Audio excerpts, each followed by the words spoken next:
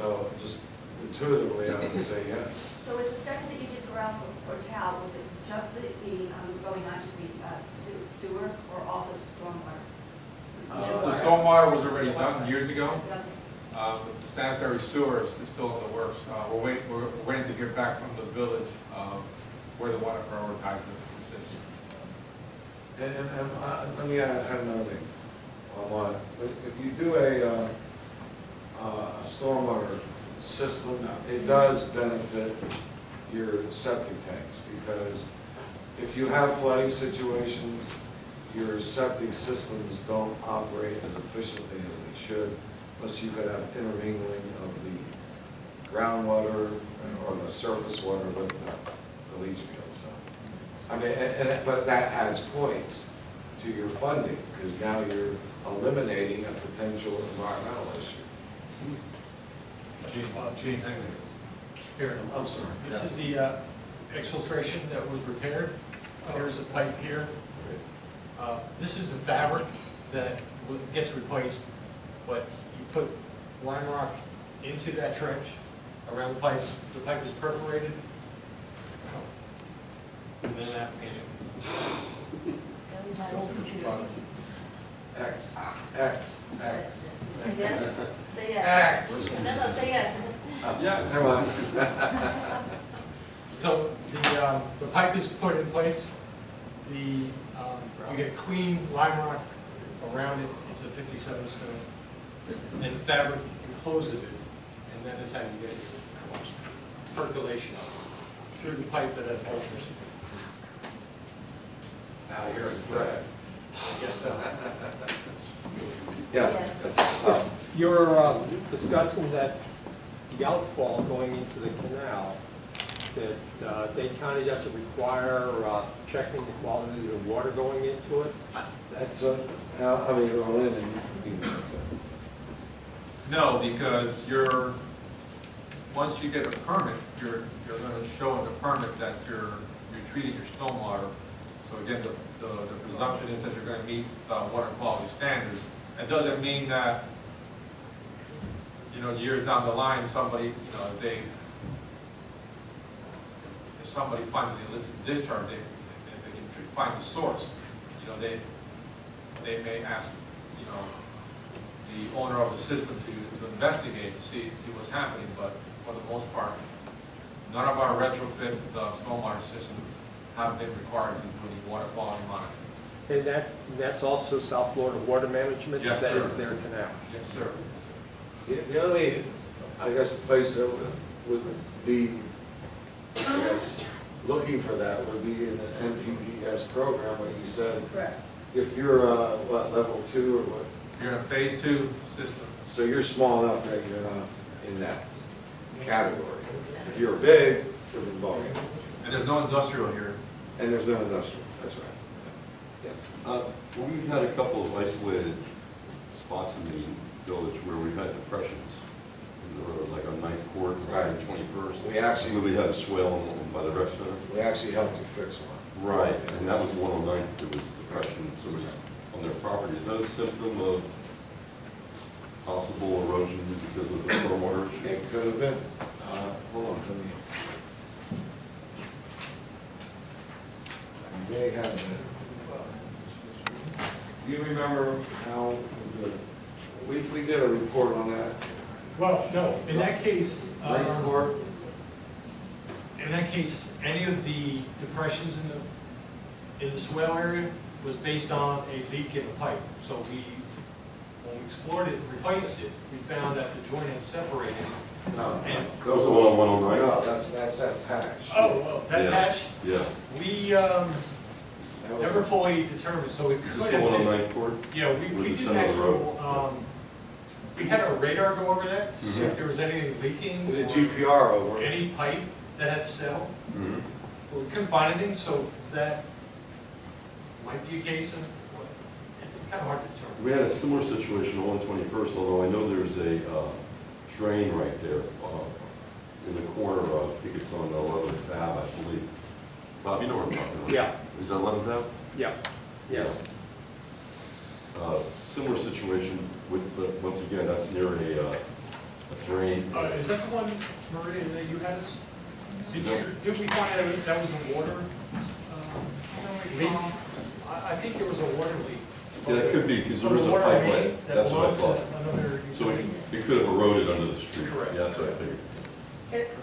In similar circumstances, 80-year-old water leaking pipes could do the same type of thing, correct?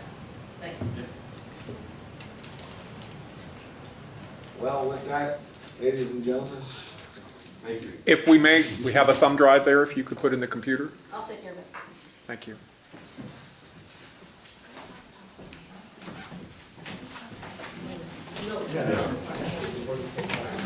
Everybody knows. We still have some photos to view. Excuse me? If we can get it plugged in. You want to watch? No, This will be you wanna quick. watch. He's got another presentation.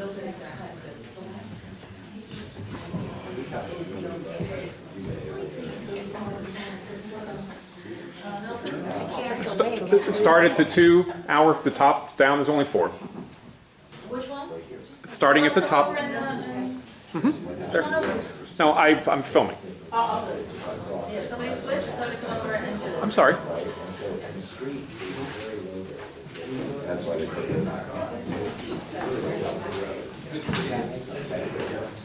If we can enlarge that, please. Okay, this started from last year after the meeting and the workshop that we had. Hold on, guys, they're ready. Basically, several residents volunteered to start gathering time-lapsed photos of different time frames. And after driving all of the streets of the village, we determined where the spots were. This was just a grassroots effort, but it does show some things on different time frames. Now, if we can scroll down, this is back behind, I believe, Bob and Janie's house or in their neighborhood.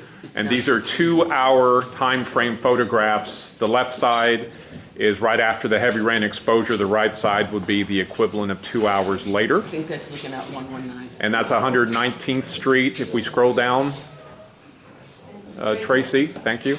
This is 119th Street and 12th Avenue, where you'll see most of the water is dissipated within 2 hours. If we'll scroll down to the next, please. This is the same basic area. I think, Chuck, you alluded to this spot. This is on 119th and 12th Court. And you'll see some puddling on the corners, but the main street is clear on that. And I think that's all for the first one. Next would be a 4-hour, a little more comprehensive look. So if we could go to the next one, please. Thank you.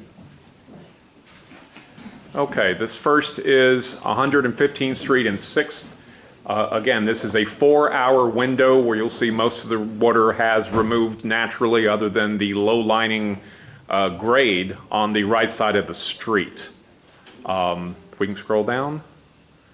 Okay, this is David, well, I guess this is David Raymond's property, or in front of his house. That, of course, is due to gravity, where the road dips and collects, but you'll see most of the water has dissipated, at least in the center of the street with the corners. And we have drains there, but they're not functioning properly, or they need to be enhanced. This is 112th Street and 7th Avenue. I believe, Michael, this is your area. I think he also may have left. Where it's mostly isolated to where trucks have eroded the left side of the curb and it's indented and lower, but you'll see also in 4 hours much of the water has gone. Next area would be 116th Street and 10th Avenue. This was only one shot because there wasn't enough significant water to take 2 shots of. I believe the same is true with Area 5, which is completely dry in 4 hours. Area 6 is 119th Street and 7th Avenue. Again, a puddle on the right-hand side only. Area 7, 112th Street and 10th Avenue, again, completely dry in 4 hours. And we only looked for areas that had water that would go across the street, not just on one side or the other. And then Area 8, is completely dry, but this will show the greatest water exposure during a heavy rain, which I think we'll see on our next slide. So we could go to the next, which is a 6.5 hour time frame. Thank you. Okay, area 1 again, very similar to the 4 hour. Most is cleared except on the right corner where you have an indentation going into a lower driveway, which probably is a responsibility of the homeowner. There's David Raymond's property, dry in 6.5 hours with the exception of a small puddle at the edge of his property. That is not an impassable road. Area 3, this is again drier than in the 4 hour interval, but still a little catch pocket on the left side due to an indentation, lower grade, and probably compaction also of dirt from trucks driving over that since it's a narrow road. Area 4, completely dry. Area 5, completely dry. Area 6, completely dry. Area 7, completely dry. And area 8, look at the before and after. That to me was the most substantial amount of water that we found, but completely gone through the system that we have. I believe there is a drain system there that was done or repairs made to that area. Bob, is that correct? Was that the area that was done some years ago? So you can see it works, though we do have some standing water or pooling for some hours. The last picture, since I noticed that the photos that you used in your report were from the no-name storm, which was the worst case scenario that we've had. We've had many residents over 40 years say this was the event. And yes, we did have technical stormwater flooding. There are several inches of water on the road. But this is the one that was omitted from the report, which shows scale, or the better use of what scale would be based on an economy car. I can't tell you how many inches of water were on the road, clearly several. But there was no water rescues, there was no real damage, there was no impassable streets, and this is again the worst it's been that we have going back about 40 years. So I've been a little confused about the entire premise of this, where it was stated that we have repetitive flooding because the residents who have lived here simply don't experience that or haven't shared that opinion. Thank you.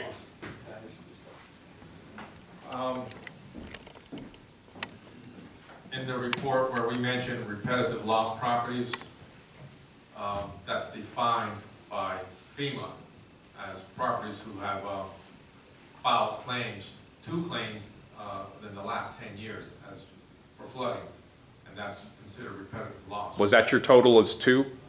3. 3. That we got from FEMA. Because I know you said... I'm not saying, I don't know how many properties, I'm just saying, in order to be considered a repetitive loss property, you have to file 2 claims in the last 10 years. From your report, and this was advertised very aggressively to try to get these surveys done. It was front paged on the website. I also promoted it on the blog, and we got, I think, 25 back, of which 4 allegedly, which is not that uncommon for the type of activity. And 4 allegedly had water intrusion, and if I'm correct, those were primarily, if not exclusively, in the lower grade garage areas. Is that correct?